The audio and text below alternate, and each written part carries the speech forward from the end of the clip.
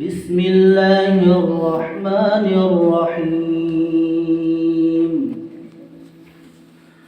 والتين والزيتون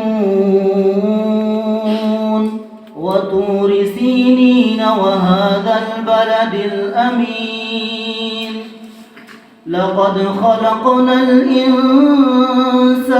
في أحسن تقويم ثم رددناه أسفل سافلين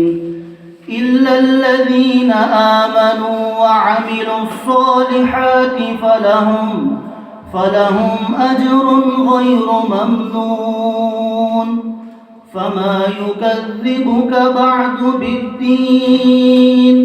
أليس الله بأحكم الحاكمين